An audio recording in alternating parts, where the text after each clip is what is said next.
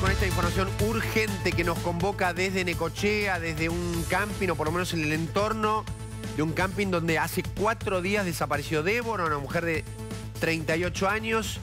Hubo movimientos en los últimos minutos y hay una confirmación de que encontraron en una laguna un cuerpo de una mujer. Analía, contanos.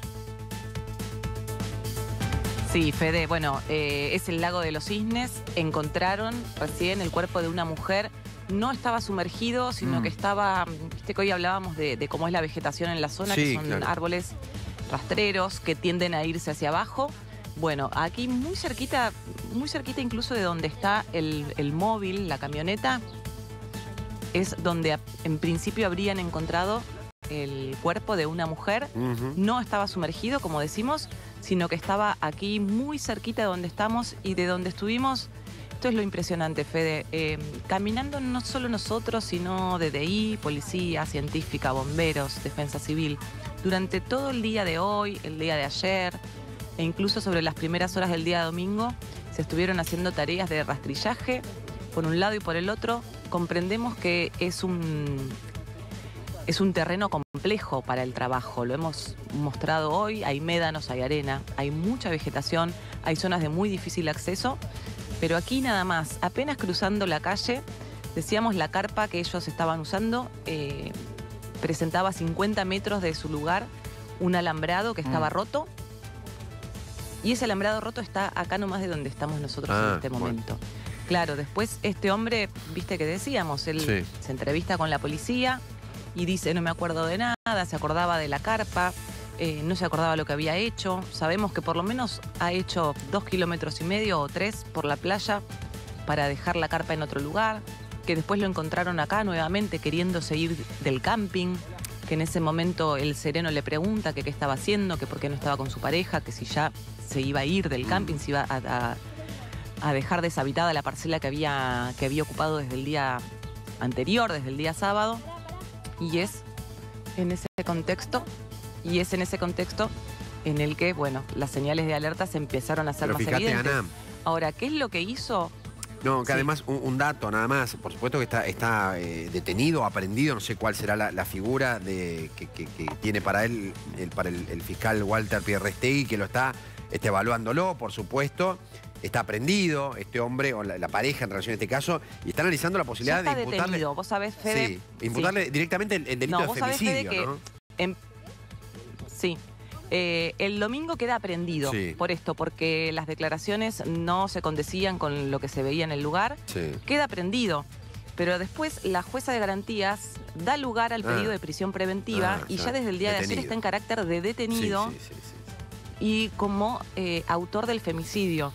Y mientras nosotros, bueno, decíamos que se ha hallado el cuerpo de una mujer, vemos lamentablemente que es probable que estén también hablando con las hermanas de Débora, con quienes hablamos hace un ratito nada más, que lógicamente tenían esperanzas, al igual que Tania, recordando, bueno, cómo es su hermana, cómo es su mamá, como una mujer fuerte, de carácter, que siempre estaba dispuesta a pelear por ellos, a ayudar y estar cerca.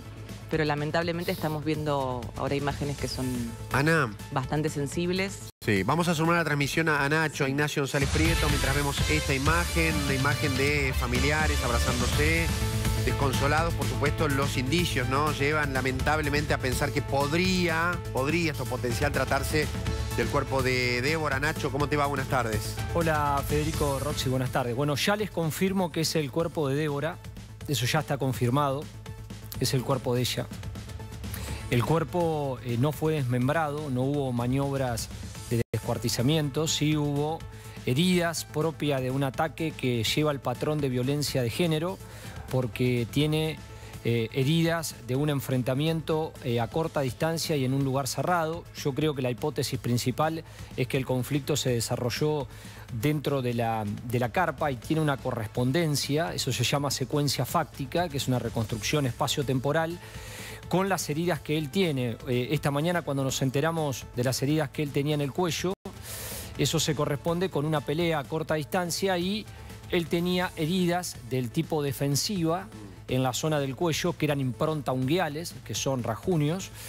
Y además hubo algo muy significativo que yo creo que fue una buena decisión que tomó la Superintendencia de Investigaciones de la Policía de la Provincia de Buenos Aires, que fue enviar un equipo especial que hacen casos de homicidios a Necochea, porque el reporte que ellos habían recibido de parte del equipo de la Policía Científica es que había maniobras de arrastre. Generalmente los arrastres pueden ser arrastres zigzagueantes o pueden ser arrastres directos, es decir, cuando vos estás llevando algo, y marcaba un lugar específico. Bueno, con una cámara de seguridad que está en la zona, pudieron cerrar el radio de búsqueda y ahí se concentró la investigación. Y por supuesto, lo primero que hay que pensar en una situación como esta es que el delincuente trata de alejar lo más posible el elemento que lo compromete. ¿Esto qué significa? Lo que lo comprometía directamente era el cuerpo de la mujer, y además, cuando vos tirás un cuerpo a un espejo de agua, como puede ser esta laguna, el cuerpo naturalmente, por una cuestión física, se hunde. El cuerpo, depende de lo que haya en el fondo, puede quedar amarrado o no, pero por los procesos cadavéricos a las 72 horas sale a línea de flotación. Así que los investigadores habían sacado el cálculo. Domingo, lunes, martes, ya estábamos en el rango de las 72 horas, por lo tanto, si el cuerpo estaba en un espacio de agua como esta laguna, era muy probable que saliera a línea de flotación, pero bueno, no podían descartar que tuvieran un pozo ciego, que estuviera en una zona arbolada, que fuera arrojado al mar, donde las mareas son realmente muy diversas, pero bueno, lo encontraron en el espejo de agua. Además, un montón de indicios que lo comprometen, ¿no? Sí. Contaban Ali hace un rato nada más, mientras vemos la imagen en vivo desde ahí, de familiares desconsolados, ya seguramente recibiendo la noticia lamentable a esta hora. El hombre volvió al camping a la madrugada, se duchó a las 4 de la mañana, no estaba con su pareja, no estaba con Débora en el momento, algo le preguntaron, él no supo qué responder, es decir, hay una decisión también muy firme y muy rápida y pertinente de la justicia, ¿no? Ya en dejarlo detenido, y ya entiendo que en las próximas horas se le imputará el delito de femicidio. Sí, mira, acá hay que destacar el buen criterio que tuvo el fiscal Walter Pierretegui, que es el fiscal de Necochea, acompañado por la jueza de garantías Aida Les, que los dos coincidieron, porque el fiscal siempre pide y debe confirmar o no el juez de garantías, los dos coincidieron en la prisión preventiva, los dos coincidieron que había elementos de prueba suficientes, y este hombre va a ser imputado seguramente de homicidio doblemente agravado por el artículo 80 del Código Penal, agravado por el vínculo y por mediar violencia de género. Además, hay elementos que a él lo comprometen directamente. Por un lado, tiene un antecedente en la ciudad de Tandil por violencia de género con otra mujer. Los testimonios que había recogido la investigación hablaban que tenían una relación muy pendulante con Débora, de idas y vueltas, y ya hubo algunos episodios de violencia, y cuando a él le revisan el teléfono aparecen mensajes donde él admite haber agredido a la mujer, hay una grabación de una fuerte discusión, y él, la rotura del alambrado conduce directamente a un lugar que, vos fijate que ahí tenés un perito, el que está adelante de la Policía de Investigaciones, está trabajando y haciendo mediciones de distancia. Déjame, Nacho. Están trabajando con eso. Quiero una cosita. Si está Analía, quiero preguntarte, Analía, si sabés quiénes son o algunos de los familiares, y sé que algunos están viajando. Tania, que habló con nosotros hace un rato, está viajando, incluso antes de enterarse de esta noticia, ya estaba viajando desde La Plata hacia Necochea. ¿Quiénes son las otras personas que veíamos ahí abrazándose? ¿Se sabe o no lo tenemos claro? La vemos a Natalia, que es una de las hermanas que viajó también desde Villa Cacique, desde el pueblo donde vivían todos. Qué dolor. Después está de blanco Yanina, que es otra de las hermanas, vinieron juntas. Y hay una persona que está tomando agua, una mujer más grande con el pelo corto, que es hermana de Débora. Es la tía de Débora. La tía. Perdón, y la tía de las chicas. Son dos hermanas y acá. la tía, sí. Y como son dos hermanas y la tía que están siendo en este momento contenidas por agentes de la policía. Por favor. Estuvieron desde tempranito, todo el día aquí. lógicamente. Creemos que la tía tiene domicilio aquí en Necochea y por eso también Tania nos decía que, bueno, que habían encontrado lugar para quedarse, para que se quedara ella con su hermano. Y lamentablemente no podemos dejar de pensar en Tania, con quien hablamos hace un ratito, que estaba con las esperanzas, sabiendo que la noticia podría ser la peor, pero con esperanzas, ¿no? De llegar, que ella haya podido huir de este hombre que, como también contaba Nacho, tenía antecedentes.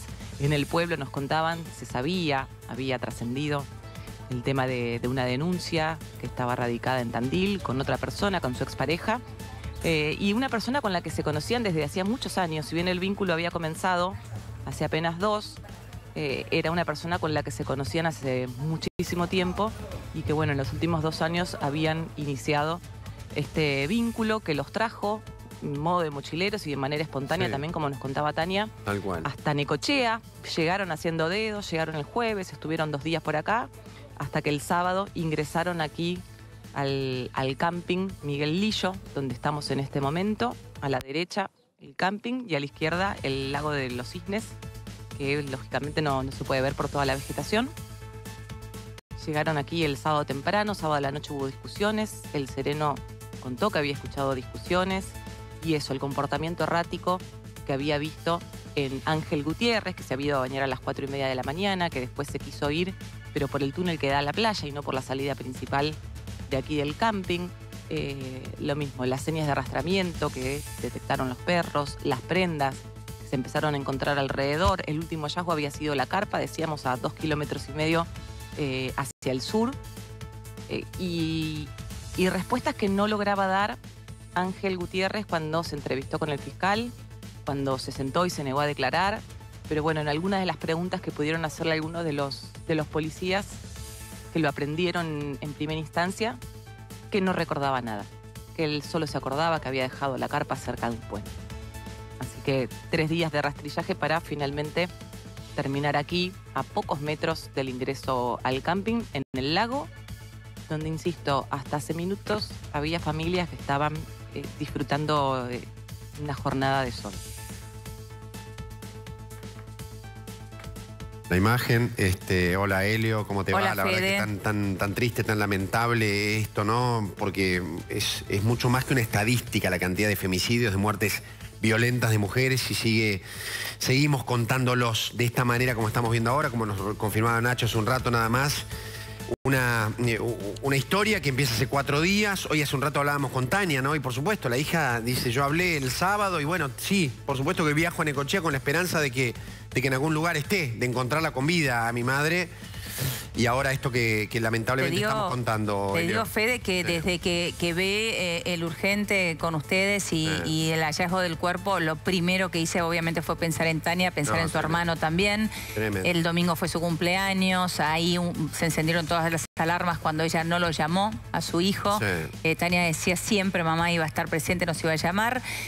Bueno, y la peor noticia, ¿no? Sin lugar a duda la peor noticia. Tenemos imágenes, Fede, Nacho, de el lugar del hallazgo del cuerpo. Recién lo decía muy bien Ana